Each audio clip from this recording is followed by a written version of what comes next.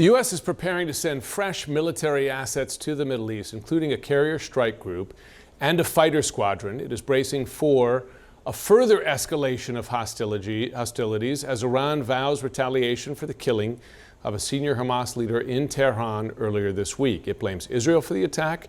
Israel has not commented publicly either way. New today, the U.S. Embassy in Beirut, Lebanon, is telling Americans who want to get out of the country to book any ticket available. It's also warning those who do not leave that they, quote, should not rely on the U.S. government for assisted departure or evacuation in a crisis. I want to bring in now retired U.S. Army Major General Dana Pittard to talk more about this. General, I want to ask you to have a listen here to National Security Council spokesman John Kirby as he explains why exactly the U.S. is moving more resources into the region. We've heard the Supreme Leader loud and clear that he intends to avenge this killing of a Hamas leader in Tehran and that they want to conduct another attack on Israel. We can't just assume that we aren't also potentially going to be victims of that kind of an attack. So we got to make sure we got the right resources and capabilities in the region.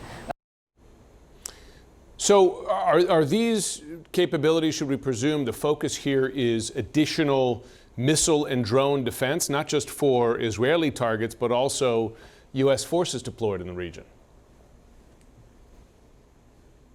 Well, good afternoon, Jim. I think what John Kirby said, and I know John Kirby, is that the U.S. military in America is just being prudent by sending a strike carrier force there, the USS Lincoln, a strike carrier group there. But it's to protect American assets as well as to help defend Israel in case Iran decides to attack. And it does look like Iran is going to do something, just not sure what it is at this point. Yeah. So Iran, a number of weeks ago, launched dozens of missiles and drones at Israel, what was then an unprecedented attack. The missile defenses, which, by the way, weren't just the U.S. and Israeli, there were other partners, including Arab partners in the region. The missile defenses worked then. I imagine Iran will want to prove it could do better this time. So what might that kind of attack look like? Well, as you mentioned, in April, nearly 300 drones, missiles, and other assets were fired at Israel, and it utterly failed.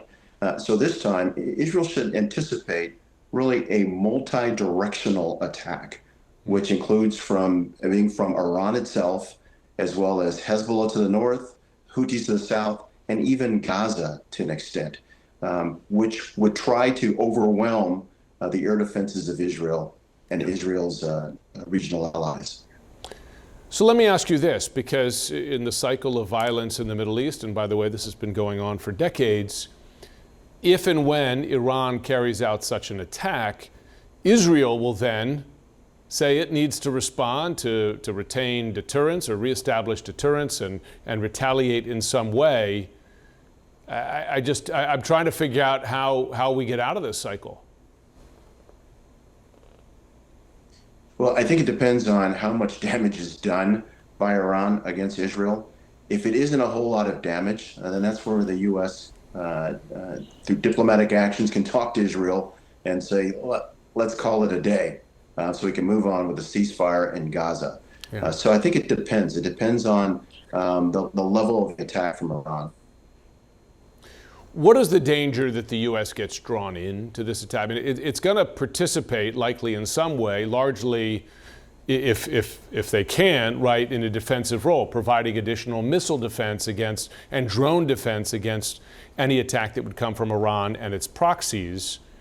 But, I mean, there's a chance that U.S. forces are also hit there, as John Kirby was referring to, which might then generate a U.S. response of its own. So the risk for U.S. involvement, direct involvement, is quite high here, isn't it? There is risk of Iran attacking U.S. forces, but that will be on Iran. Iran does not want to have a fight with both the United States and Israel. Iran wants to certainly save face because of the assassination of Ismail Haniyeh on its soil, but what Iran does not want is a full-blown war. In a full-blown war, Iran loses. Yeah. and perhaps loses its nuclear facilities, which it's highly invested in. But before we go, as we look at this situation, which is again so familiar in the region, where is U.S. power at this point? Because there's been a lot of reporting, including by CNN, that the Biden administration has been constantly pressuring Israel to rein in some of its attacks, and yet these attacks continue and arguably get more aggressive. Is U.S. influence, not just in the region, but with Israel, is it declining? I wouldn't say the U.S. influence is declining. U.S. forces and the U.S. influence in the Middle East is greater than any other power in the world there in the Middle East.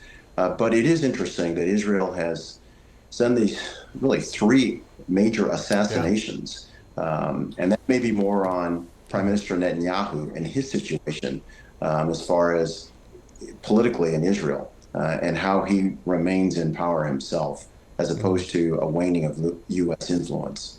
Yeah, his own former partner in the war cabinet, Benny Gantz, has said quite similar. Major General Dana Pittard, thanks so much.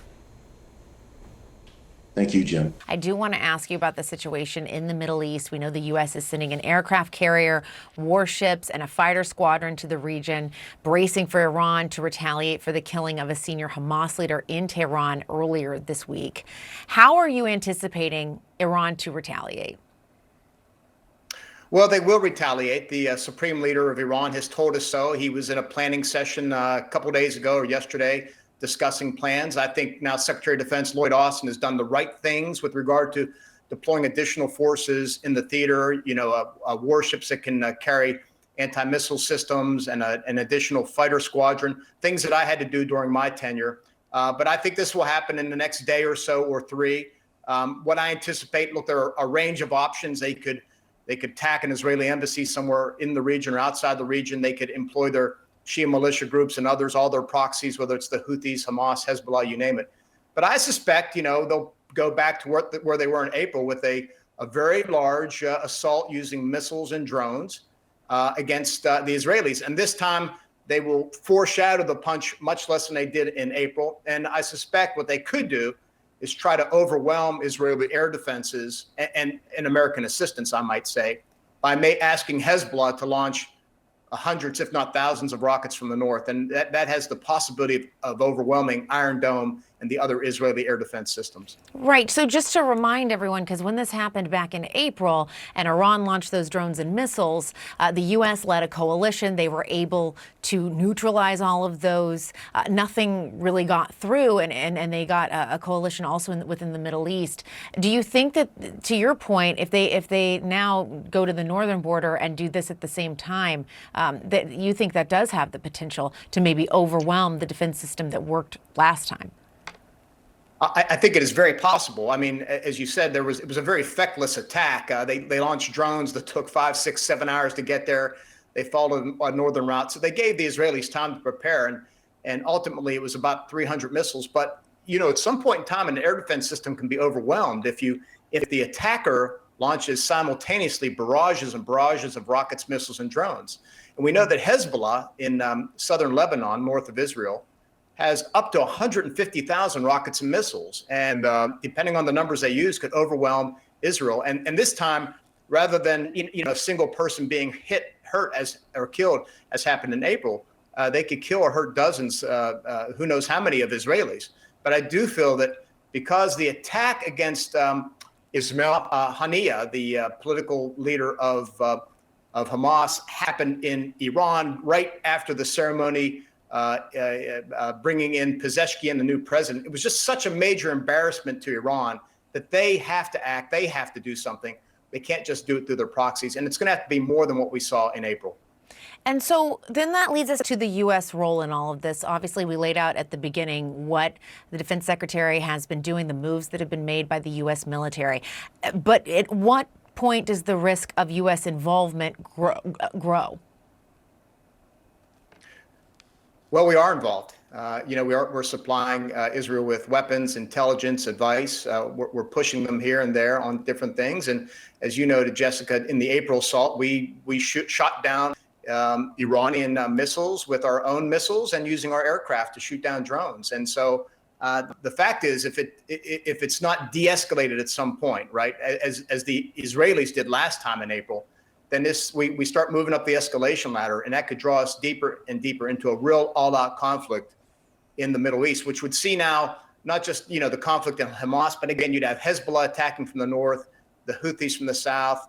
You could have a lot of fighting on the West Bank, right outside Jerusalem. You could have Shia militia groups attacking Israelis or American forces. We've got about 2,500 in Iraq, and then of course you'd see a lot of missile exchanges and other type of capabilities being displayed between Iran and Israel. It could be a very big conflict, and at that point, Israel would need our assistance, our direct assistance, and it could even involve going after Iran ourselves. Yeah. All right, well, we will see how this develops. Secretary Mark Esper, always good to have you on. Thanks again. Thanks, Jessica.